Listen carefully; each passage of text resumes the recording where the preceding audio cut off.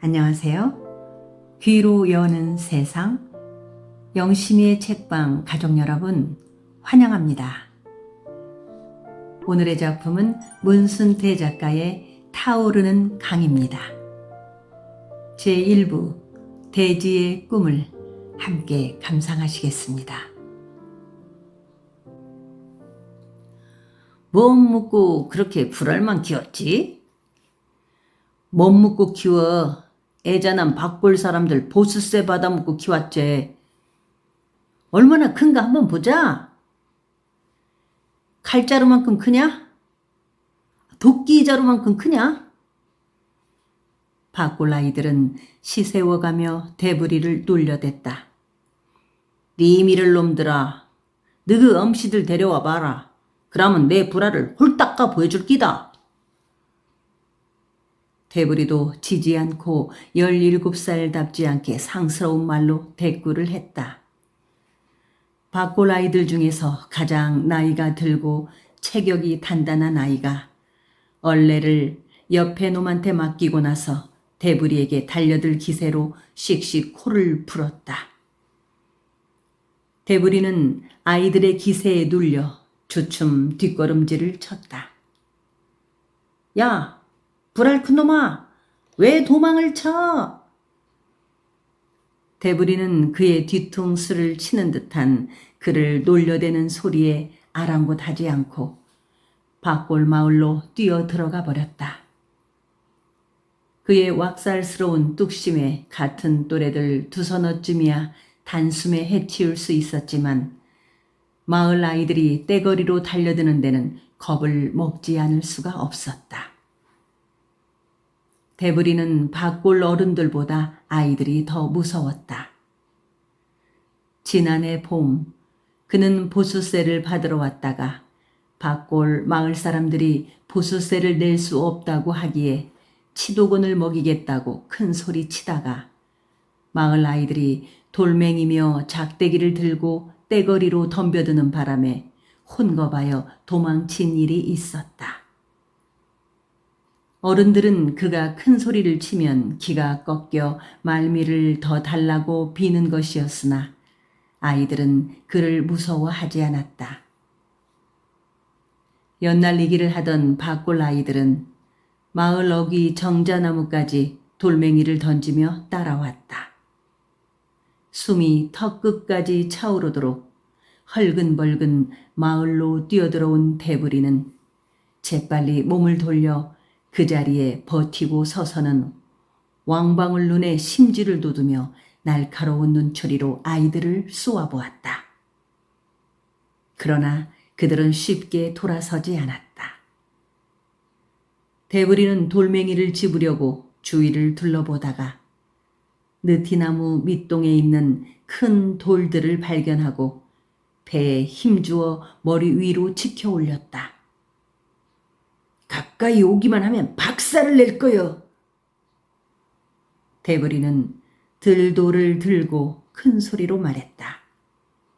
그제야 박골 아이들은 휘둥그레 눈알을 굴리며 주춤 물러섰다. 대부리가 들어올린 돌들은 박골에서 웬만큼 힘이 센 어른들도 끙끙대며 겨우 가슴 위에 올려놓을 만큼 무거운 돌이었다. 아니, 너 양진사댁 좋은 놈이 아니냐? 때마침 박골 송풍언이 마을로 들어오다 이 광경을 보고 놀랐다. 대부리는 송풍언을 보자 쿵 하고 들돌을 내려놓았다. 송풍언은 방금 화철을 죽인 대장장이 칠떡이를 관가에 끌어다 주고 돌아오는 길이었다.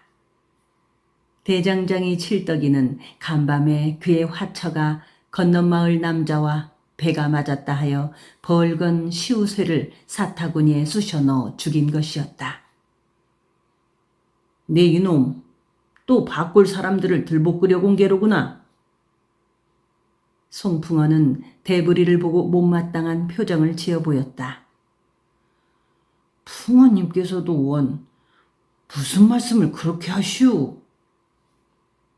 보수세를 받으러 온 게 아니란 말이냐? 맞았어요. 진사 어른께서 풍어님을 만나보라고 하시대요. 대부리의 말에 송풍어는 얼굴을 찡그렸다.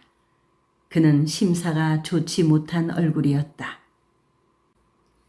원래 풍언이란 관속들이 점고를 핑계삼아 불시에 마을을 덮쳐 농민들의 재산이나 물건을 약탈해가는 일이 잦아 이 폐단을 없애기 위해 만든 향소직인데, 일이 생겨 관아에 불려갈 때마다 마을에서 재물이나 거두어 바치지 않나 하고 관속들한테 괜한 시달림이나 눈총을 받게 마련인 자리였다.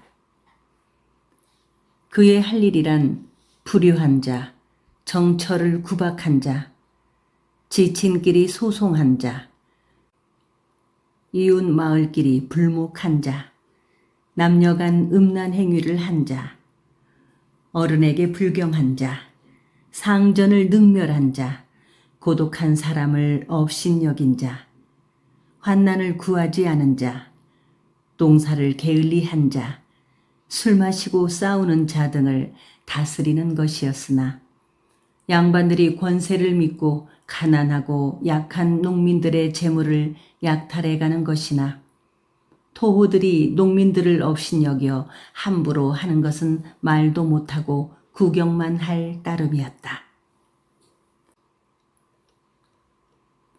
해마다 밭골 사람들한테 엄청난 보수세를 강제로 받아가는 양진사의 행패만 해도 그렇다. 지난 무자년 봄, 식년 속가 회시 때에 생원 진사를 1천여 명씩이나 합격시켰는데, 양진사도 그때 엽전 1만 꿰미를 바치고 산 것이었으며, 돈을 주고 산 진사 행세하여 강제로 보수세를 거두어들였으나, 불쌍한 농민들은 관돌 배앓기로 어디 가서 하소연 한마디 못하였다. 오래전에 점유한 밭골 보는 허물어진 둑을 다시 쌓을 생각도 않고 건보가 되도록 내버려 두어 농부들은 수근이 없이 해마다 한제를 입고 촉은 목피로 겨우 목줄을 지탱하며 살아가고 있는데도 양진사는 또박또박 보수세를 받아갔다.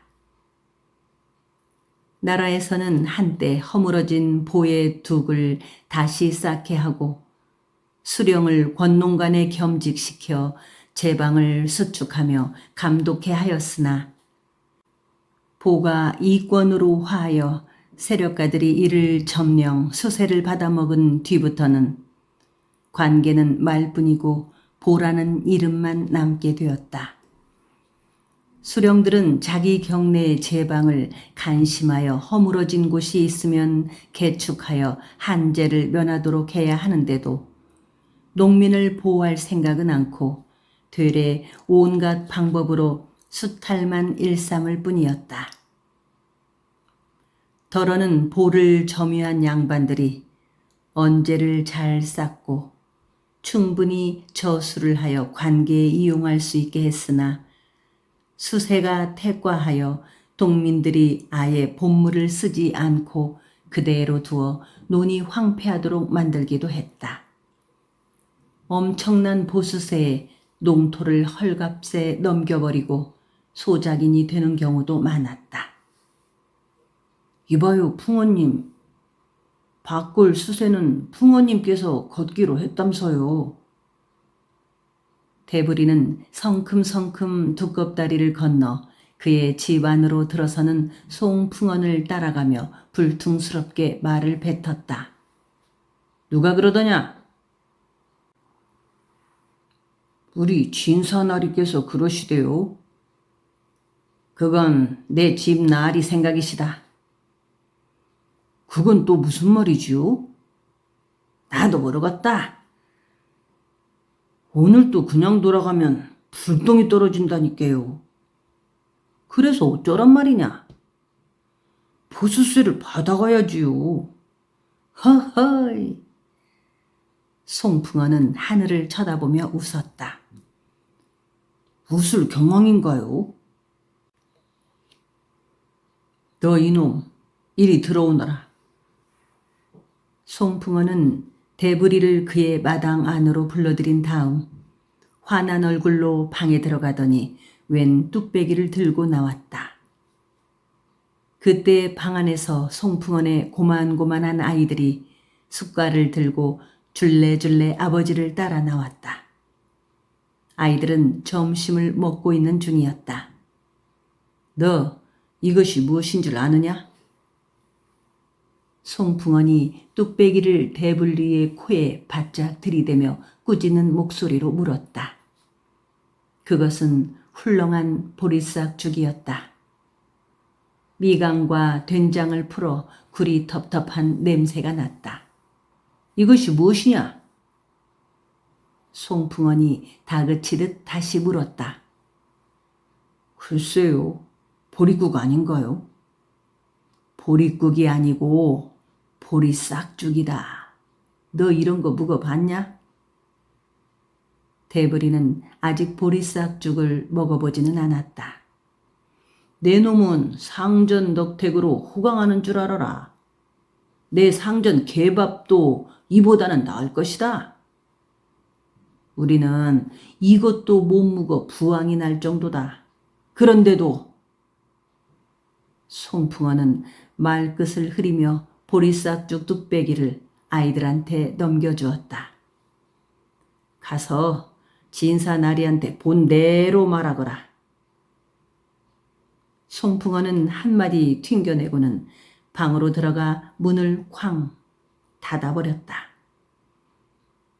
대부리는 그날도 보수세를 받지 못해 맥 빠진 걸음으로 휘적휘적 노루묵으로 돌아왔다. 마을에 돌아와서야 팽나무에 묶여있는 웅보를 발견하고 새벽에 쌀분이와 함께 도망을 가다가 붙잡혔다는 것을 알았다. 바보같이 도망을 가지 말든지 잡히지를 말든지. 대부리는 팽나무에 묶인 형을 보자 부끄러움과 우라가 울컥 치밀어 올랐다. 그는 한사코 양진사 댁에서 뛰쳐나가려고 하는 형의 마음을 이해하지 못했다. 자유의 몸이 된들 굶어 죽으면 무엇하랴 싶었다. 그는 오늘 또 밭골에 가서 밭골 사람들이 보리싹죽을 먹는 것을 보지 않았던가. 굶주리는 밭골 사람들에 비하면 굶지 않고 배불리 먹고 사는 자신들이 얼마나 다행한 일인가 싶었다. 바보같이 도망은 왜 가? 대부리는 괴로운 얼굴을 하고 있는 형을 보며 불만 섞인 목소리로 말하고 꼭 도망을 가야겠어? 하고 큰 소리로 물었다. 웅부는 절망적인 얼굴로 대부리를 보고만 있었다. 도망치고 싶으면 오늘 밤에 다시 도망을 쳤불어. 대부리가 신경질적으로 쏘아붙이자 웅부는 그냥 씁쓸하게 웃었다. 대부리는 한동안 팽나무 주위를 서성거리더니 저녁에 몰래 밧줄을 풀어주겠다고 하면서 집으로 가버렸다. 웅부는 고개에 힘을 주어 휘휘휘 이상한 바람소리를 내고 있는 팽나무 가지들을 올려다보았다. 죽은 할아버지의 할아버지들, 뼈다귀와도 같이 느껴지는 늙은 팽나무와 말을 하고 싶었다. 목시님이시여, 나는 생각할 수 있는 머리를 가졌으나 왜 생각대로 할 수가 없으며 걸어 다닐 수 있는 튼튼한 두 다리를 가졌으나 자유로이 갈 수가 없고 부지런한 두 손을 가졌으나 아무것도 가질 수가 없는 것이옵니까? 목시님이시여, 할아버지의 할아버지들을 지켜주신 목시님이시여, 제 뜻대로 살 수 있고 갈 수 있는 곳에 가게 해주시고 갖고 싶은 것을 갖게 해주시옵소서. 무신님이시여, 제게 할아버지의 힘을 주시옵소서. 웅보는 마음속 깊숙이 울부짖듯 팽나무 가지들을 쳐다보며 빌었다. 팽나무는 바람의 흔들림으로 대답을 해주고 있는 듯 싶었다. 어쩌면 500년도 더 넘도록 살아있는 팽나무가 웅부의 소원을 들어줄 것도 같은 한 가닥 희망이 있었다. 팽나무 가지 끝에서 다시 거칠게 까마귀가 울었다. 까마귀가 불길하게 울어쌓는 가지 끝에 거뭇거뭇 어둠이 매달리기 시작했다. 마을 뒤 금성산의 큰 산 그림자가 우줄우줄 마을로 기어 내려오고 있었다. 어둠이 내려 덮이자 강바람이 한결 드세어졌다. 아가, 이것 좀 묵자. 와. 잠시 마을로 들어간 어머니가 뜨거운 물과 찐 고구마를 가지고 와서 먹어보라고 하였다. 어머니는 낮에도 상전들 몰래 물과 찐 고구마를 가지고 와서 웅보에게 먹여주었다. 아무도 없을 때 후딱 묵어라. 어머니는 아이들 주먹만한 고구마를 껍질도 벗기지 않은 채 웅보의 입속에 쳐넣어 주었다. 탈기하면 죽어. 죽을 때 죽더라도 힘을 잃어서는 안 된다. 웅보는 목구멍이 칵 메어 고구마를 먹기조차 힘들었다. 그는 어머니에 대한 고마움으로 자꾸만 눈물이 나오려고 하였다. 웅보 아버지는 해가 기울도록 아들이 붙잡혀 묶여있는 마을 앞 당산에 얼굴을 내밀지 않았다. 웅보 아버지 장쇠는 아들이 큰 죄를 지어 상전들의 심려를 끼친 것이 죄스러울 뿐이었다. 네 아버지 원망하지 말아라. 부모 자식 정은 다 마찬가지란다. 내 아버지가 여기 안 오시는 것은 진사날이 눈치를 보기 때문인 거요. 내 아버지도 마음속으로 울고 있을 거요. 어머니는 웅보가 고구마 2개를 대강대강 씹어 삼키자 물을 먹여주며 말했다. 아버지를 원망하지 않아요. 저는 아무도 원망하지 않아요. 진사나리도 마님도 원망하지 않아요. 웅보의 그 말은 거짓이 아니었다. 그는 진정 아무도 원망하지 않았다. 큰 흉년에 양반집 담을 넘어 곡식을 훔치다 붙잡혀 종이 되었다는 할아버지의 할아버지도 집이 너무 가난하여 당나귀 1마리 값에 팔려왔다는 할머니의 할머니까지도 원망하지 않았다. 내 아버지는 죽어서 귀신이라도 나리댁을 떠나지 못한다고 하지 않던? 그 말은 저도 들었어요. 아버지는 늘 그렇게 말했었다. 웅보까지 5대째나 양진사 댁에서 종살이를 해오고 있는 터라 그의 조상들 역시 모두 양진사 댁에 빌붙어 있다는 것이었다. 그런데 어떻게 조상들의 혼을 버리고 이 집에서 나갈 수가 있느냐는 것이었다. 그 때문에 웅보의 아버지 장쇠는 주인이 종문서를 내주겠다는 것을 마다하지 않았던가. 3년 전 양진사의 생모인 노마님은 임종을 하기 전 가족들 외에 장쇠 내외도 함께 불렀다. 장쇠는 양진사 집에서 대대로 살아왔고 그의 처 웅보 어머니는 그녀의 할아버지 때부터 노마님네의 친정에서 종살이를 해왔다. 노마님이 노루묵으로 시집을 오자 한임으로 따라온 웅보 어머니는 장쇠와 혼인을 하였다. 웅부 어머니는 남편을 맡긴 했어도 남편 공대는 생각할 겨를도 없이 노마님 모시는 데만 얽매여 살았다. 언제나 노마님의 곁에 쫄쫄 붙어 다니며 손발 노릇을 해왔다. 노마님이 나이가 많아져 노안으로 눕게 되자 몸종인 웅부 어머니가 대소변을 다 받아냈다. 임종을 하는 자리에서 아들 며느리와 같이 장쇠 내외를 불러들인 노마님은 특별히 웅부 어머니를 가까이 앉게 하고 평생을 몸종으로 시중을 들어주어 고맙다고 말하면서 죽기 전에 그에 대한 보답을 해주고 싶다고 하였다. 노마님은 웅부 어머니한테 종문서를 내주랴, 땅을 좀 떼어주랴 하고 물었다. 그 말을 들은 웅부 어머니는 가슴이 벌렁거려 아무 말도 할 수가 없었다. 어서 말하거라. 땅을 주랴, 문서를 주랴. 노마님의 재촉에 웅부 어머니는 감지덕지하고 황송한 마음에 눈물이 쏟아져 차마 입을 열지 못하였다.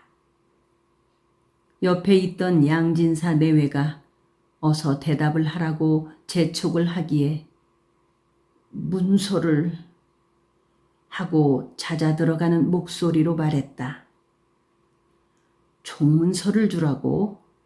알았다. 허면 웅부 애비 생각은 어떠냐? 웅부 애비도 종문서를 바라느냐? 노마님이 장쇠의 의견을 묻자 장쇠는 대뜸 노마님, 섭한 말씀은 그만하세요. 저희가 어찌 이 댁에서 떠날 수가 있나요? 쇳내로 말할 것 같으면 저희 증조 할아버지 때부터 이 댁에서 은혜를 입고 살아왔는디 어찌 이 댁에서 떠날 수 있겠어요?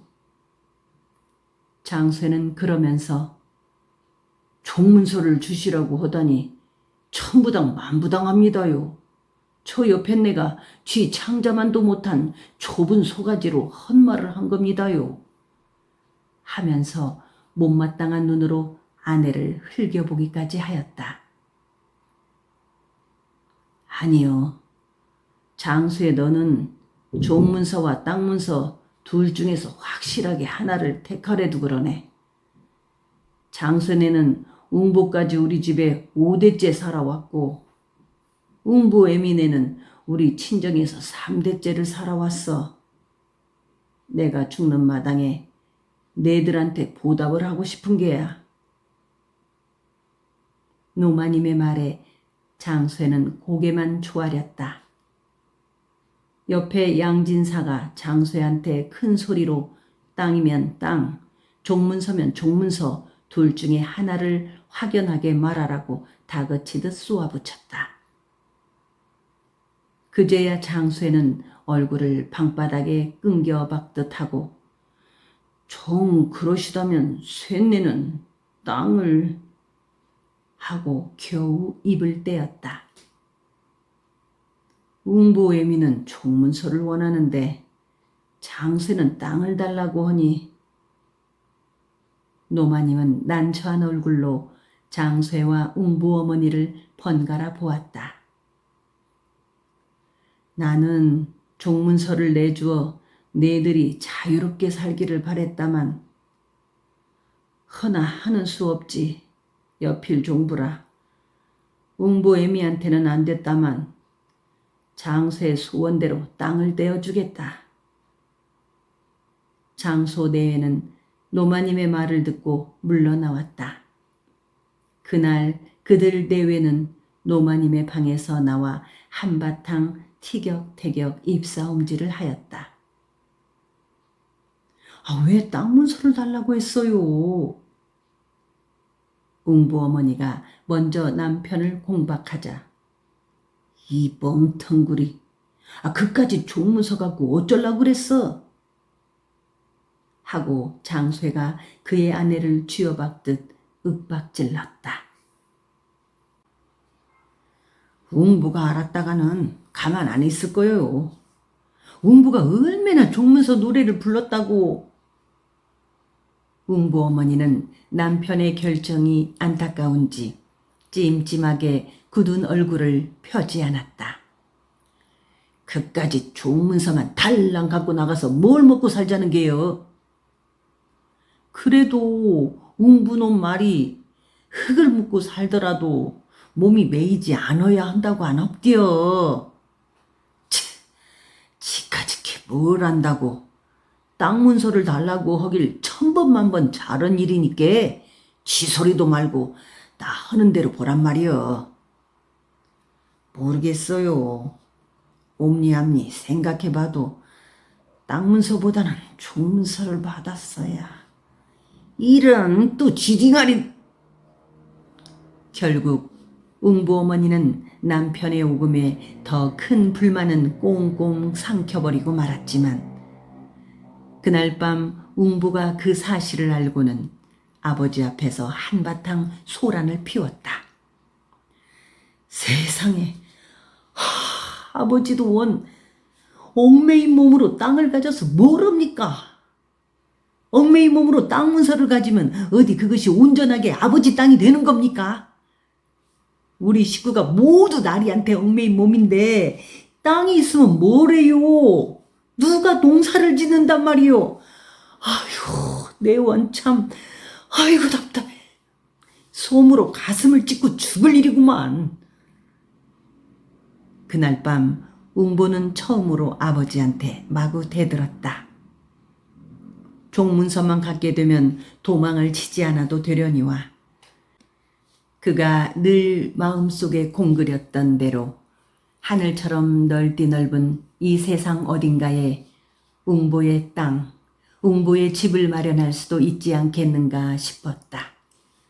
따는 웅보의 말을 듣고 보니 장쇠 자신도 앞불싸 후회하는 마음도 없진 않았다. 아들의 말 맞다나 주인 나리한테 얽매인 몸으로 땅이 있다 손 치더라도 누가 어떻게 농사를 지으랴 생각하니 눈앞이 아찔하였다.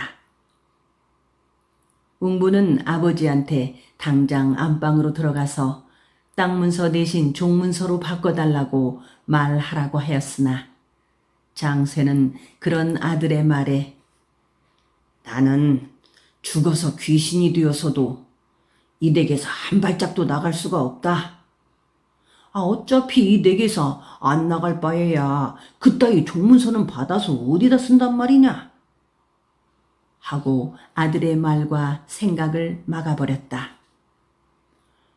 아버지 어머니는 이 댁에서 귀신이 된다고 치더라도 후담에 나와 우리 자식들도 이 댁에서 나가지 말라는 겁니까? 웅보는 큰 소리로 아버지한테 따지며 대들었다. 그러다마다 웅부 내 놈뿐만 아니라 내 손자들의 손자들까지도 이대 귀신이 되사죄. 장쇠는 한치도 양보하지 않고 고집을 부렸다. 웅부는 그런 아버지가 원망스럽기보다는 불쌍하게 생각되었다. 단 한 뼘의 자기 인생도 갖기를 원하지 않으며 자신의 세상은 오직 주인 나리의 넓고 넓은 하늘 안에서만 있을 수 있는 손바닥만한 그늘로 만족해 하는 한갓 미물의 삼가도 같은 아버지가 불쌍할 뿐이었다. 노마님은 가족들이 모인 임종의 자리에서 웅부 네에게 그들이 원하는 땅을 떼어주라는 유언을 남기고 눈을 감았다. 그러나 양진사는 노마님이 눈을 감은 지 1년이 되도록 땅을 떼어주지 않았다. 땅 떼어준다는 말이 왜 꼭 묻는 소식이람? 씨나락을 담그고 못자리에 물을 안길 무렵 장쇠는 발사심을 하며 식구들 듣는 데서 툴툴거렸다. 그때마다 웅부 어머니는 아따 이 양반아 노마님 탈상이나 지나야지요 하고 속없는 남편을 나무람하였다. 나는 그렇구만. 내 평생에 처음으로 내 땅을 갖는다는 생각에 그만 정신이 몽땅 삐어뿌렸나비요. 웅부 아버지 장쇠는 되레 마누라한테 미안해하는 얼굴까지 지어 보이며 자신의 욕심 많음을 스스로 꾸짖기까지 하였다. 그러나 양진사는 노마님의 탈상이 지나도 땅을 떼어줄 생각을 안 했다. 그래서 지난 봄에는 두 내외가 용기를 내어 양진사가 혼자 기거하는 사랑채 대돌에 꿇어앉아 노마님의 유언을 상기시켜 보았었다. 무슨 말인지 알겠다. 양진사는 장지문을 빠끔히 열어 대돌 아래를 굽어보며 장소의 내외의 말을 가로막았다. 지금 땅을 떼어주라는 게냐? 네. 노마님의 유언이 계셔서. 장쇠는 코가 땅에 닿게 고개를 주걱거리고 무슨 죽을 죄를 지은 사람처럼 발발 떨며 가까스로 목소리를 쥐어짰다. 그래, 땅 문서는 갖다 어디에 쓸 게냐? 네? 땅 문서를 어디에 쓸 거냐고 물었다. 어디에 쓰다니요? 쇠내는 무슨 말씀이시온지. 그래, 땅 문서를 주면 당장 내 것들이 농사를 짓겠다는 게냐? 네, 그렇습죠, 나리. 농사를 짓겠다고 했겠다? 그렇습죠, 나리. 예끼! 우리 집의 메인 종놈이 어떻게 농사를 짓겠다는 게냐? 네? 웅보가 말한 그대로였다. 결국 양진사는 땅은 가져다가 누가 농사를 짓겠느냐며 끝내 땅 문서를 내주지 않았다. 내 것들이 누구 덕에 안 굶어 죽고 사는데 딴 욕심이여. 양진사는 장쇠한테 땅을 떼어주기는커녕 되레 호통을 치는 게 아닌가. 워낙 성질이 꼬장꼬장하고 오소리같이 욕심이 많은 양진사는 어머니의 유언을 받기는 했으나 장쇠한테 땅을 뚝 떼어주기가 싫은 것이었다.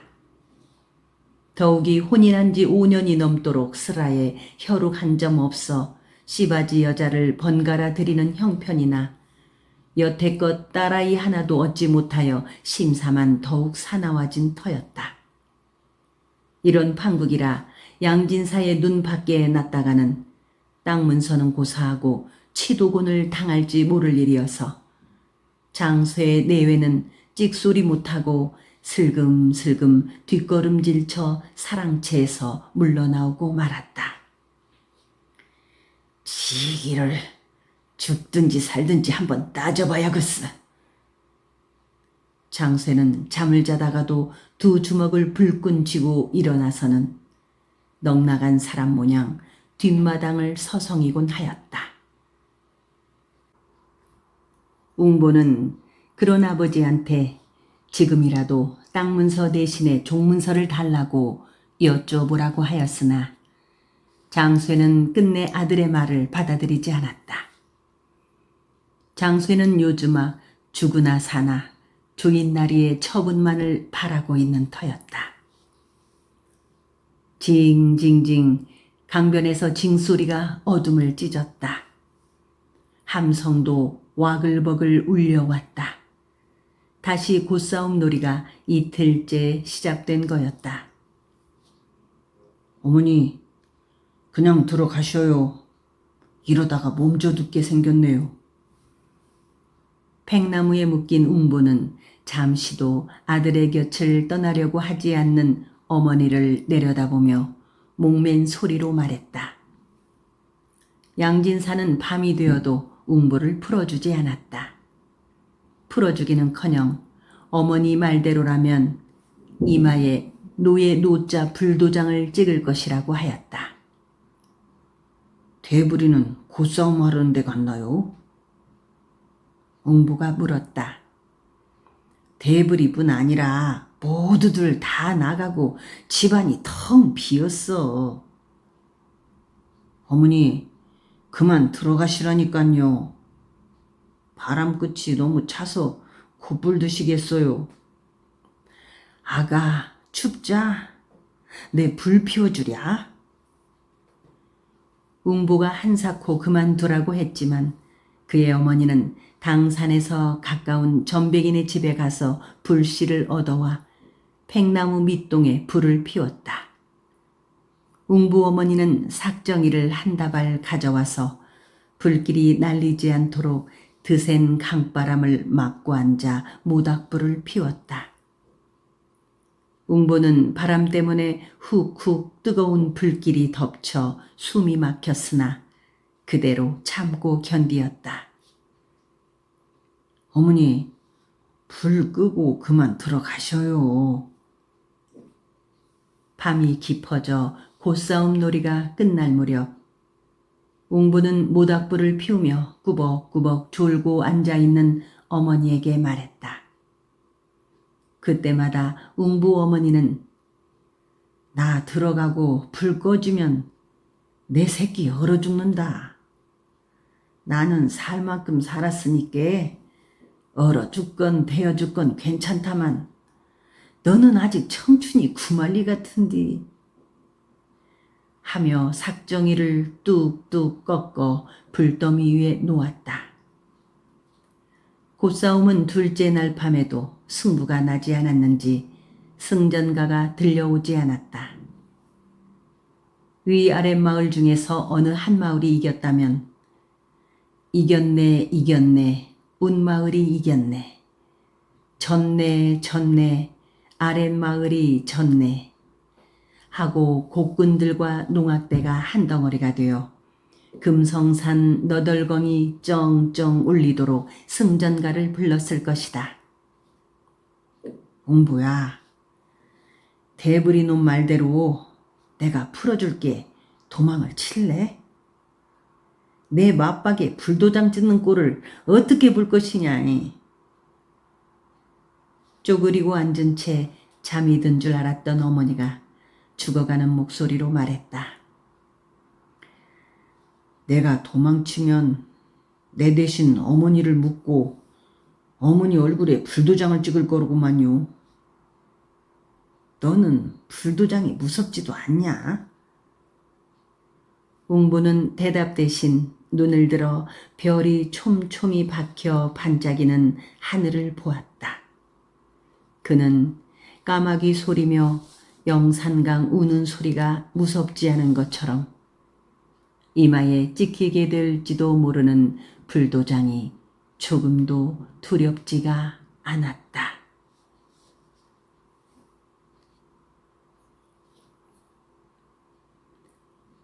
달빛마저 삼켜버린 밤. 흰 치자꽃 색깔의 어둠이 걷히고 강 건너 동편 하늘이 희번하게 밝아오기 시작하자 늙은 팽나무에선 다시 까마귀들이 꽹가리를 치듯 거칠게 울어댔다. 까마귀들은 낚싯바늘처럼 휘움한 부리로 잠이 덜 깬 마을 사람들의 뇌수를 쪼아대듯 회색빛 고통을 주며 울었다. 아침 일찍이 밭골에서 송풍원이 양진사를 찾아왔다. 필시 밭골 농민들의 보수세를 탕감해달라고 찾아왔음이 분명했다. 청지기가 사랑채 양진사가 거처하는 방 앞에 허리를 꺾고 아뢰었으나 방 안에서는 연신 큰 기침만 토해냈다. 양진사는 출타 준비를 서두르고 있는 참이었다. 오래전에 양전의 총애를 한몸에 받고 있던 무당 진령군의 아들 김창렬을 통해 현감자리라도 하나 사볼까 하고 자그만치 5,000냥을 넣었는데 여태껏 소식이 없다가 얼마 전에 1,000냥을 더 올려보내면 한 달 안으로 관직을 제수받게 하여준다는 연락을 받고 부랴부랴 채비를 서두르고 있는 중이었다. 그가 엽관운동에 줄을 대고 있는 진령군의 아들 김창렬은 붉은 옷에 옥관자를 달고 당상관에 관복을 입고 다녔는데 그가 마음을 먹고 서둘기만 해준다면 수령 방백자리쯤이야 거뜬하게 딸 수가 있다고 믿었다. 본시 양진사는 돈 1만 꿰미를 주고 진사를 산 뒤로 귀에만 있으면 벼슬자리에 앉으려고 탐탐해온 인물로 자주 한양회를 오르내렸으며 지난해의 유행이도 진령군과 의형제지간이 되는 정태호라는 사람과 만나 김창렬과 연주를 댈 수가 있었던 것이었다. 양진사는 엽관운동이 아니라도 집을 비우는 일이 많았다. 후사가 없는 때문인지 계절이 바꿀 무렵이면 여기저기 훌훌 돌아다니기를 좋아했다. 나으리 바꿀 송풍원이 건너왔습니다요. 청지기가 다시 한번 목소리를 가다듬어 아뢰었다. 바꿀 송풍원 문 안 여쭙니다. 이번에는 송풍원이 양진사 들을 수 있게 큰 소리로 직접 문안 인사를 하였다. 한참 후에야 진사립 갓에 도포를 입고 마루에 나온 양진사는 이른 아침부터 웬일인가 하고 턱끝을 올리며 입을 열었다. 네, 실은 바꿀 보수세 때문에.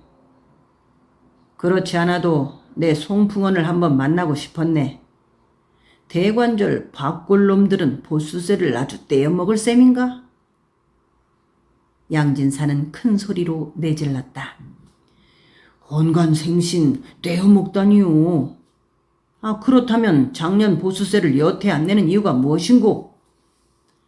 네, 나리께서 아시다시피 지지난해에는 큰 홍수로 폐농을 했사옵고 건연에는 또 가뭄 때문에. 그래서 어쨌다는 겐가? 못 내겠다는 건가? 아니 없습니다요. 그렇다면 오늘 중으로 모두 보수세를 내도록 하게. 그렇지 않아도 급작히 큰 돈이 필요하게 되었네. 양진사의 목소리가 약간 누그러진 듯 싶었다. 그는 35의 깐깐한 체격에 미어지게 뒤룩거리는 토실토실한 목덜미를 버릇처럼 오른손으로 쓱쓱 문지르며 도깨비 바늘 같은 눈으로 송풍원을 짜짜시 내려다보았다. 하지만 날이 당장 끓일 것도 없는 처지에 무엇으로. 애원을 하는 송풍원의 다글다글 가래 끓는 듯한 말 속에는 보이지 않는 가시가 들어있는 듯 싶었다. 그래서 못 내겠다는 겐가? 양진사가 다시 버럭 큰 소리를 쳤다. 어찌나 그 목소리가 찌렁찌렁 사랑채를 흔들었는지 송풍원 뒤에 허리를 꺾고 서 있던 청지기가 흠칫 놀랐다. 올 농사를 지어서 가을에 낼 수 있도록 선처해 주십사 하고. 이런 고이연. 양진사는 잔뜩 얼굴을 일그러뜨렸다. 제발 나리 그렇게 선처를 해 주십시오. 곡식이라야 씨나락밖에 없는데 그것마저 보수세로 내어버리면 올 농사는 어쩝니까요? 고이연, 당장 오늘 안으로 밀린 보수세를 내도록 하게. 양진사는 도끼질하듯 퉁명스럽게 한마디 뱉고는 안채로 휑 들어가 버렸다. 이른 아침 국문 심청전을 읽고 있던 유씨 부인은 남편 양진사가 들어오자 읽던 책을 문갑 서랍에 넣고 일어섰다. 유씨 부인은 철일은 초록 공단 당의를 입고 머리에는 모란잠을 꽂고 있었다. 34살의 나이에 비해 여태껏 한 번도 생산을 하지 않은 탓인지 알토란 같은 얼굴에 찔레꽃같이 맑은 태깔이 새색시처럼 고왔다. 한 지붕 아래서 한솥밥을 먹고 산다고는 하지만 유씨 부인은 열흘에 한 번도 남편 얼굴 보기가 어려웠다. 걸핏하면 훌쩍 집을 떠났다가 짧아야 열흘, 길면 한 달 만에야 봄바람처럼 소리도 없이 슬며시 돌아오는 남편이었다. 집에 있을 때도 안방과는 담을 쌓다시피 하고 사랑방에서 침식을 해온 터라 좀처럼 남편 얼굴을 대하기가 어려웠다. 유씨 부인은 자식을 못 낳은 아녀자 칠거지약을 면할 수 없는 죄스러움 때문에 적자 설 가리기에 앞서 우선 대를 이을 후사를 봐야 하지 않겠느냐는 생각에서 시바지 여자까지 들여보았지만 시바지한테서조차 자식이 생기지 않자 모든 잘못이 남편에게 있다는 것을 알고부터는 죄스러운 마음 대신에 되레 남편이 측은하게만 여겨졌다. 필시 남편은 자식을 못 낳는 원인이 자기한테 있다는 것을 알고 그 자책감에서 안방 출입을 자제하고 있을 것이라고 생각했다. 얼마 전까지만 해도 남편은 행여나 하는 마음으로 시바지로 들어온 마금네 방을 슬금슬금 안방 눈치 보아가며 들락거리곤 했었는데 근자에 들어서는 아예 발걸음을 뚝 끊고 혼자 사랑방 거처를 해오고 있었다.